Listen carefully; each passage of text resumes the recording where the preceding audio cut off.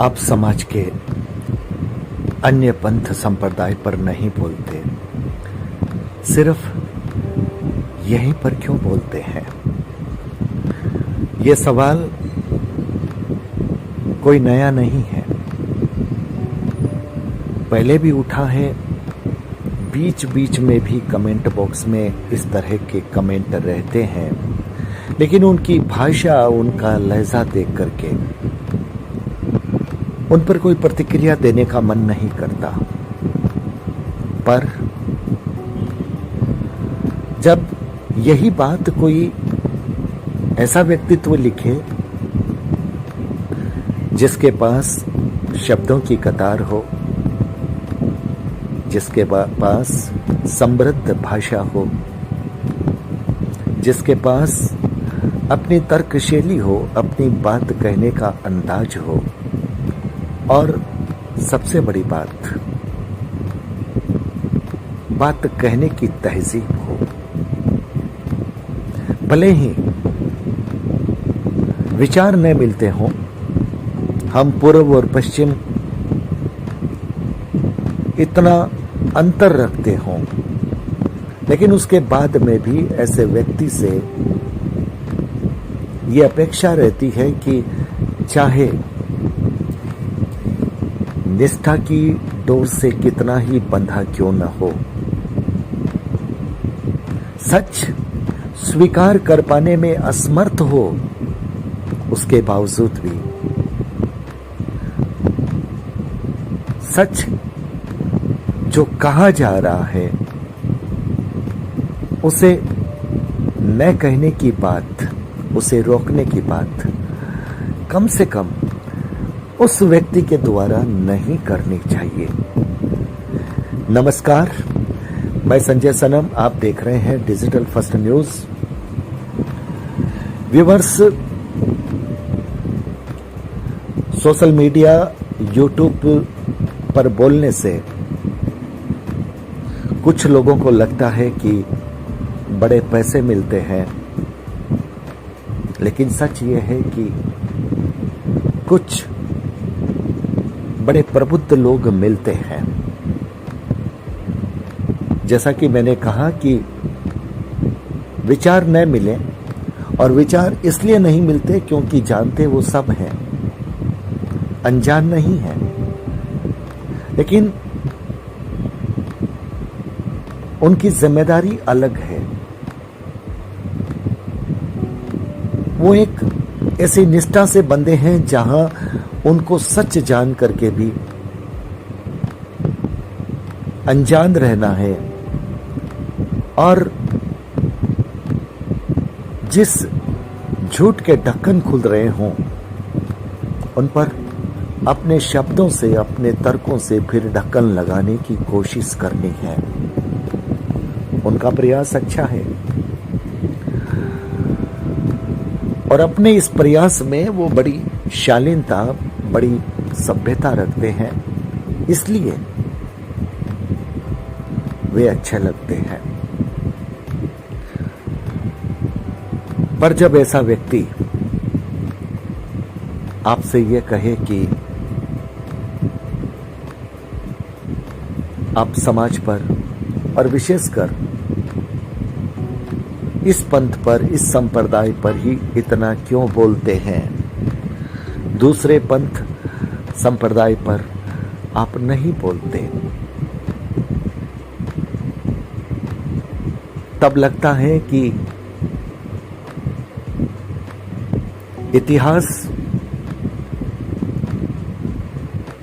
वर्तमान को दोहराता है। निष्ठा से बंध करके लोग कितना बड़ा अपराध कर देते हैं, ये तो महाभारत के द्रौपदी चीरहरण कांड में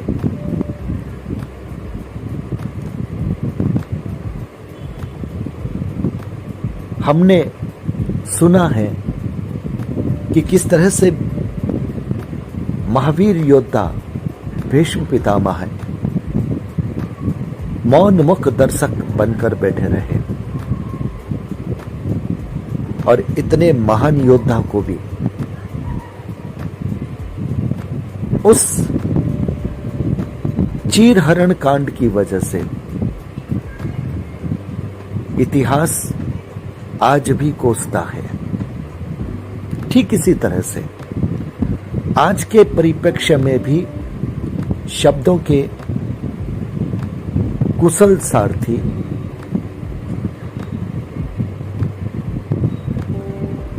ऐसी ही निष्ठा से बंध जाते हैं और परंपरा और मर्यादाओं के चीरहरण का खुला तमाशा देखते हैं, कुछ नहीं बोलते। और सबसे बड़ी बात, जो बोलता है उन घटनाओं के संदर्भ में उसे कहते हैं मत बोलो। आखिर आप क्यों बोलते हो? कभी आंकड़े मांगते हैं, कभी साक्ष्य मांगते हैं, जबकि साक्ष्य उनके पास मेरे से अधिक होते हैं। सब कुछ जानते हैं, लेकिन उस हकीकत की रग रग को जानने के बाद में भी ऐसे भले व्यक्तियों की निष्ठा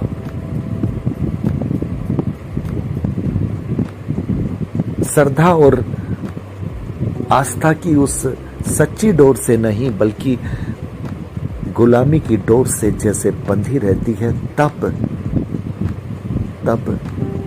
सोचना पड़ता है और तब मन को तकलीफ होती है। आप कहते हैं कि मैं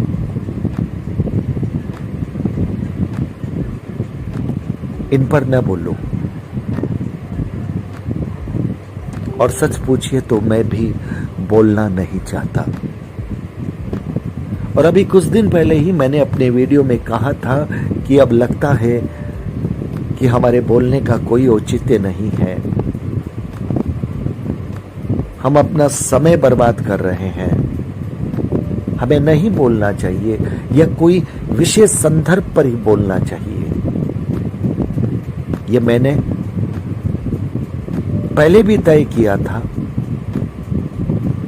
अब एक बार फिर से तय किया।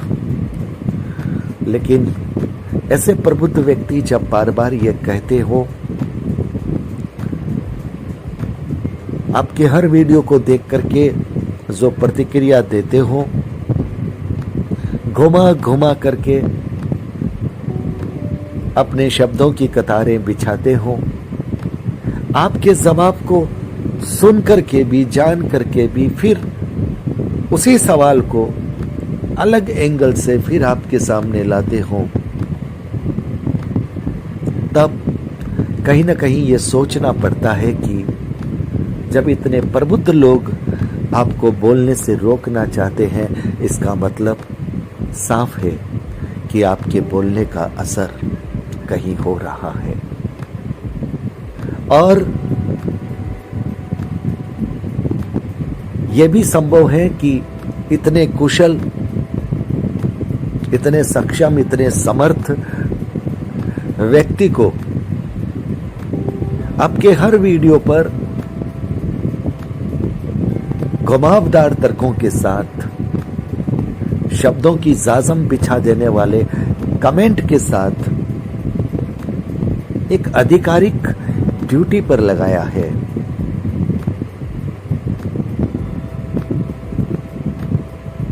जिससे कमेंट बॉक्स में यह लगे कि संजय सनम आखिर कब तक इन कमेंट का जवाब देगा, क्योंकि उनके लिए तो मेरा वीडियो है, मुझे कमेंट देना है, और मेरे चैनल पर इतने वीडियो हैं, कभी किसी का कमेंट आएगा। यह भी सच है कि मैं सबके कमेंट का जवाब भी नहीं देता, मैं जवाब उन्हीं का देता हूं जिनके शब्द बोलते हुए प्रतीत होते हैं और वैचारिक मतभेद के बावजूद जो तहजीब का साथ रखते हैं, उनका जवाब इसलिए देना पड़ता है क्योंकि एक व्यक्ति आप पर इतनी मेहनत कर रहा है या कोई उनसे करवा रहा है, कुछ भी हो, और वो प्रबुद्ध व्यक्ति है, अगर वो आपके लिए लिख रहा है या लिख रही है, तो कलम की दुनिया से जुड़े होने की वजह से यह आपका फर्ज बनता है कि आप उनके सम्मान स्वरूप अपना जवाब दें। और ये कोशिश मैंने की है, मैंने उनका सम्मान रखा है। अगर कहीं कोई कमेंट मिस हुआ हो, क्योंकि हो सकता है कई बार जो ये सूचना आती है YouTube से वो मिस हो जाती है और उसके बाद पता नहीं चलता, तो हो सकता है कोई कमेंट मिस भी हो जाता होगा, लेकिन उसके बावजूद मैं सम्मान रखता हूं। मुझे तो किस बात का है। अगर ऐसे व्यक्ति जो मुझे कहते हैं कि आप क्यों बोलते हैं, काश अगर उधर कह देते कि आप ऐसा क्यों करते हैं, तो फिर बात का समाधान हो जाता। ये बिल्कुल ऐसा लगता है कि जैसे वो मुझसे कहते हैं कि तुम मत बोलो, और मैं उनसे कहता हूं कि उनसे कह दो कि वो ऐसा न करे, लेकिन वो ऐसा ही करते रहते हैं, नहीं मानते। तब फिर मैं भी बोलता रहता हूं, फिर मैं भी नहीं मानता, क्योंकि सवाल दिखते हैं, संदर्भ दिखते हैं, घटनाएं दिखती है, लोगों के मन की आवाज दिखती है। आप चुप रहना चाह करके भी चुप नहीं रह सकते। मैं फिर स्पष्ट कर दूं, मेरा व्यक्तिगत विद्वेष किसी से नहीं है, बिल्कुल नहीं है। मैंने अपने एक वीडियो में कहा भी था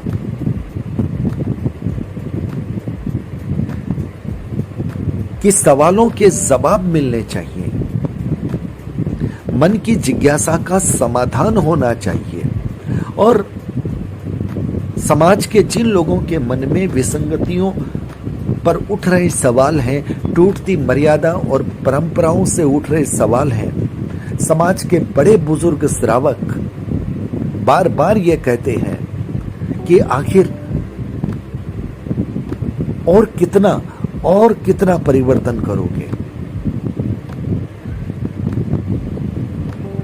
जब वे मर्यादा और परंपरा की गरिमा को जानते हैं और आज के हालात को देखते हैं, और जब वो कहते हैं, और एक हमारे अहमदाबाद के श्री मदन लाल जी चंडालिया, इस उम्र में भी वो ये कहते हैं कि आप जहां कहें मैं आने के लिए तैयार हूं, मेरे सवालों के जवाब दे दीजिए।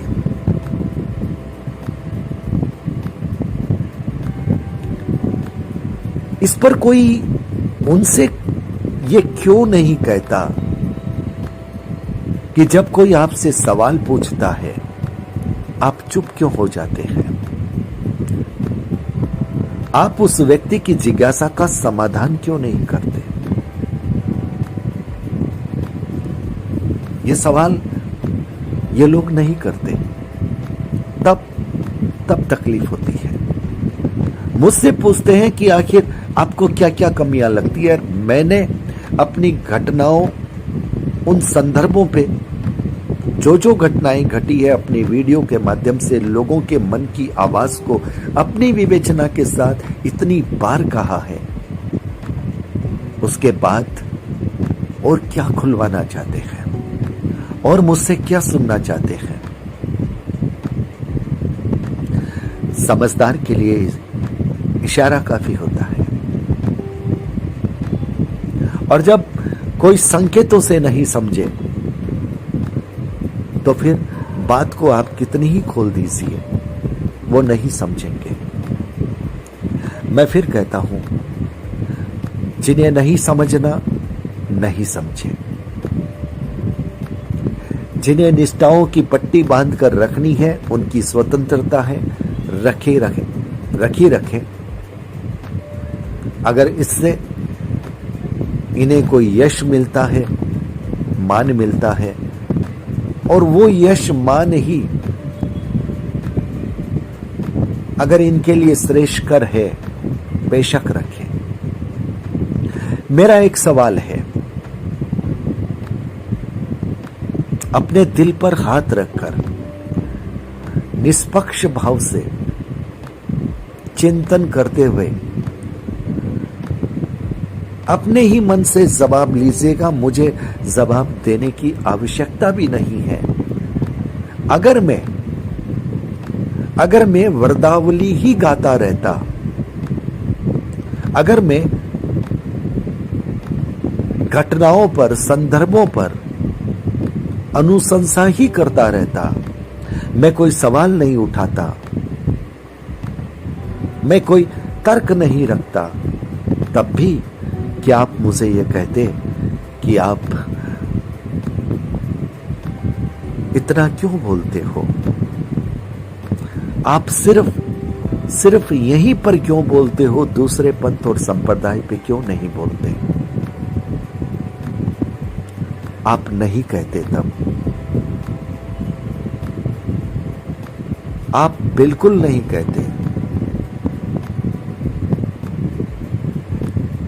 आप मुझे रोकने की कोशिश नहीं करते, और नहीं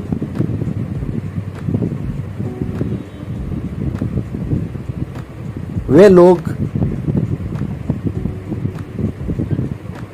जो चाहते हैं कि आपके माध्यम से ऐसा संदेश जाए कि मैं अधिक न बोलूं, फिर वे भी नहीं चाहते कि मैं नहीं बोलूं। अगर मैं वरदावलियां गाता, अगर मैं अनुशंसा करता, विसंगतियों पर जो लोग आवाज उठाते हैं, अगर मैं उनके खिलाफ बोलता, तो संजय सनम फिर इस धर्म संघ का श्रद्धानिष्ठ श्रावक हो जाता। फिर कमेंट बॉक्स पर आकर के कोई मुझे गाली नहीं देता।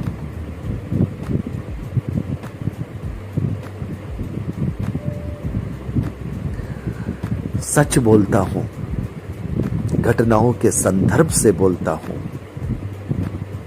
हकीकत को आवाज देता हूं। इसलिए मेरे तर्क, मेरे शब्द अखरते हैं, और इसलिए अखरते हैं कि कहीं न कहीं समाज के आम लोगों के मन में मेरे शब्द सवाल बनकर के खड़े होते हैं, और वो आते जाते अंदर ही अंदर में ऐसे सवाल पूछने लगते हैं। तब आपको लगता है कि मैं इस समाज पर इतना क्यों बोलता हूं, मैं अन्य पंथ संप्रदाय पर क्यों नहीं बोलता। वैसे तो आपका ये पक्ष भी सही नहीं है। मैं सभी संदर्भों पर बोलता हूं। अगर आप मेरे चैनल में तकरीबन 1100-1200 वीडियो होंगे, उनको अगर आप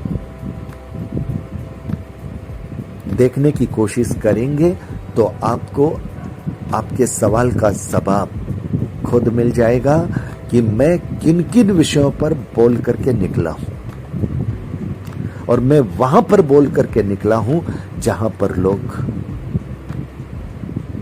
बोलने से डरते हैं।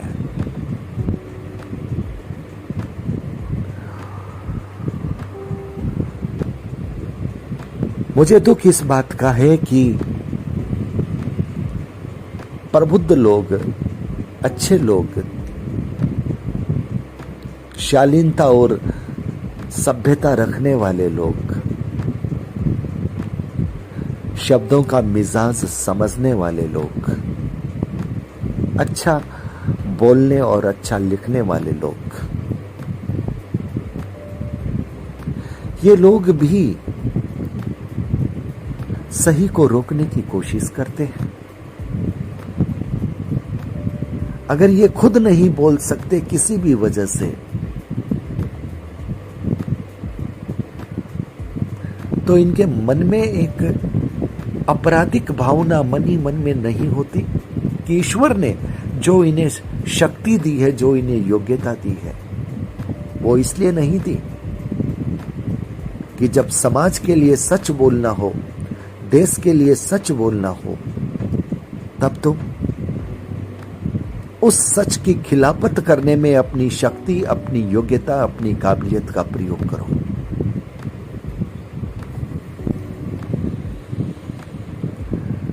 कमेंट बॉक्स पर जब अज्ञानी लोग कमेंट करते हैं तब मुझे दुख नहीं होता।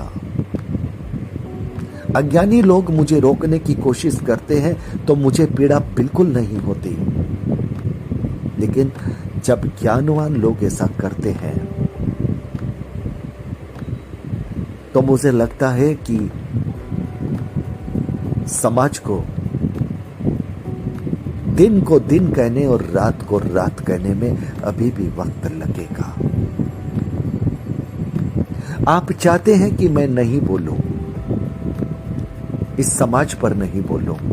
मैं आपकी बात अगर मान लूं तो क्या आप मेरी बात मानेंगे? चलिए मैं नहीं बोलूंगा, आप बोलना शुरू कर दीजिए। आप सच बोलना शुरू कर दीजिए, सच कहना शुरू कर दीजिए, सच लिखना शुरू कर दीजिए। मुझे बोलने की तब कोई आवश्यकता नहीं है।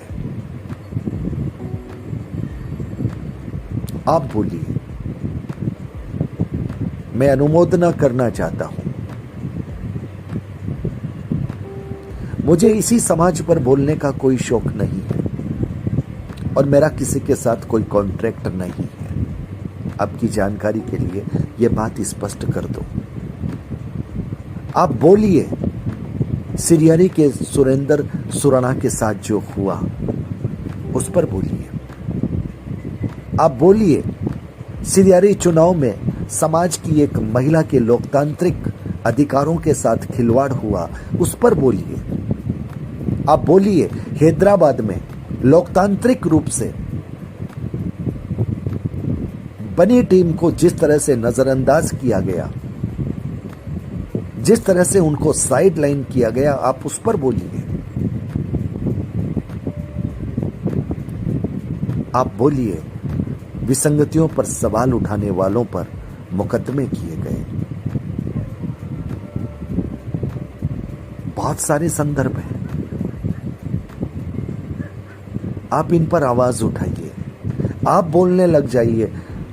मैं आपसे वादा करता हूं, मैं फिर इस समाज के, इस संप्रदाय के घटनाओं पर, विषयों पर नहीं बोलूंगा। जब आप बोलेंगे तो मुझे बोलने की आवश्यकता नहीं रहेगी। आप नहीं बोलते, इसलिए मुझे और मेरे जैसे लोगों को बोलना या लिखना पड़ता है। और सबसे बड़ी बात, सच नहीं बोल पाना आपकी मजबूरी हो सकती है,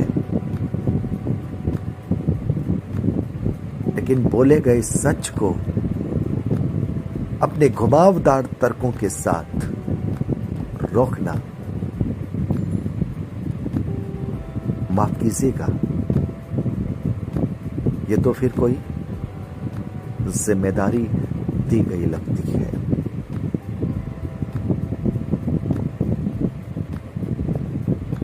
मैंने कई बार कहा कि मैं इस संप्रदाय के उस इतिहास पर मर्यादा पर, परंपरा पर मैं बहुत भली भांति वाकिफ नहीं हूं। इसलिए जब भी ऐसे संदर्भ आते हैं, मैं विशेषज्ञ जो हमारे समाज के लोग हैं, अनुभवी लोग हैं, मैं उनका साक्षात्कार दे देता हूं। और जब मैं कहता हूं कि अगर आपके मन में कोई मर्यादा, परंपरा, कमियों के सवाल है तो आप उनसे पूछिए, बात कीजिए, लेकिन आप वहां बात नहीं कर सकते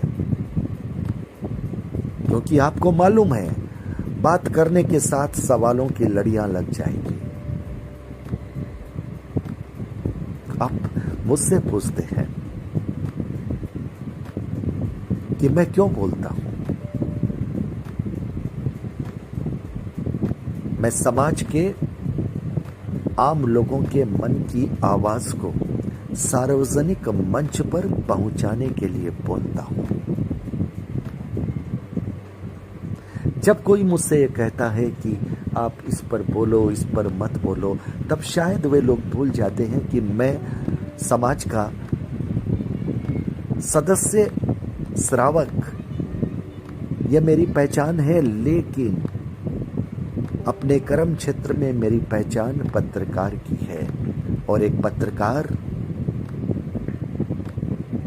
घटनाओं, सूचनाओं को सामाजिक पृष्ठभूमि पर, सामाजिक पटल पर प्रेषण करने की जिम्मेदारी निभाने के लिए बाध्य होता है। मेरी निष्ठा कलम की निष्ठा है। मैं व्यक्ति की निष्ठा पे नहीं चलता, किसी के कहने पर नहीं बोलता और किसी के कहने से नहीं रुकता। मैं अपनी सीमा रेखा, अपनी मर्यादा मैं भली भांति जानता हूं। मैं अपनी सीमा का अतिक्रमण नहीं करता, मैं अपनी मर्यादा से बाहर नहीं जाता और मैं सिर्फ बोलने के लिए नहीं बोलता। कई बार सोशल मीडिया में ऐसे संदर्भ भी आते हैं, मुझे भी भेजे जाते हैं, लेकिन जिस संदर्भ पर मेरे मन से आवाज नहीं निकले, मेरा मन गवारा नहीं करे, उस संदर्भ पर मैं नहीं बोलता। मैं बोलने से पहले लोगों की प्रतिक्रियाओं को पढ़ता हूं, घटना को समझता हूं और अपनी मन की गवाही लेता हूं, उसके बाद बोलता हूं। इसलिए मुझे रोकने की कोशिश करने से अच्छा आप उन्हें रोकने की कोशिश कीजिए जिनकी वजह से सवाल बनते हैं, जिनकी वजह से विसंगतियां होती है। अगर उस फैक्ट्री में विसंगतियों का प्रोडक्शन बंद हो जाएगा तो फिर हमें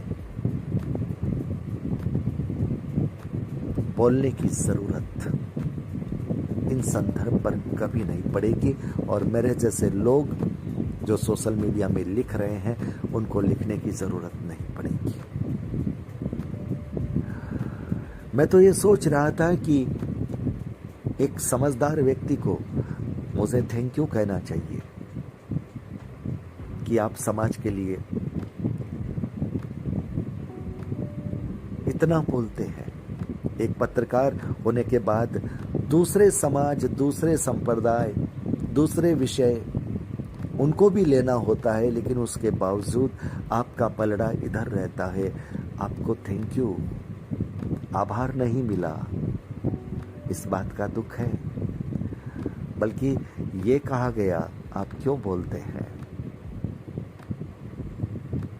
मैं क्या करूं? कुछ लोग चाहते हैं कि मैं नहीं बोलूं, लेकिन अधिकांश लोग चाहते हैं कि मुझे बोलना चाहिए। अब बात अगर लोकतांत्रिक आए तो मुझे वही करना होगा जो बहुमत कहता है, और बहुमत ये कहता है कि आप बोलो, तब तक बोलो जब तक ये हमारे सवालों के जवाब न दे, या फिर ये मर्यादा और परंपराओं की उस लीक का सम्मान करने लग जाएं, जिसके लिए इस समाज के वरिष्ठ श्रावक, समाज के विचारक, चिंतक आवाज उठाते हैं।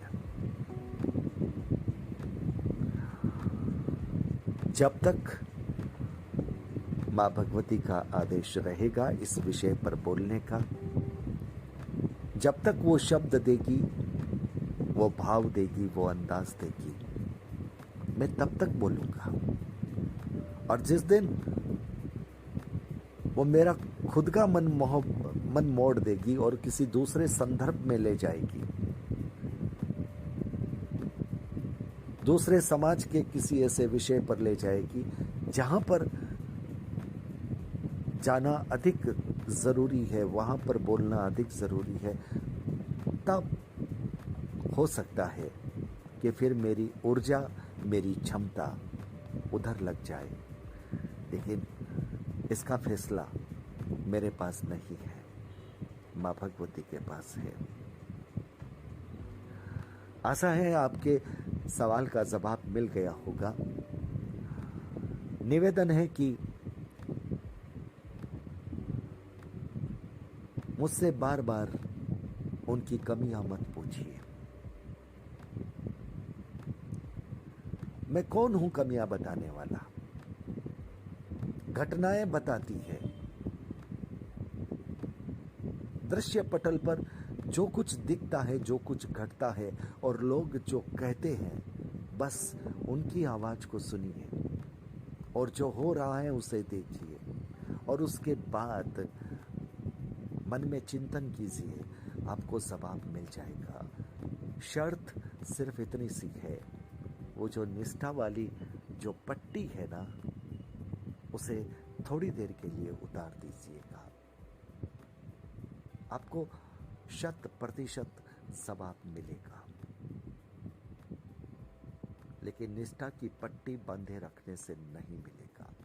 आप वो ही सोचेंगे, आप वो ही कहेंगे जो आपसे कहलवाना चाहते हैं।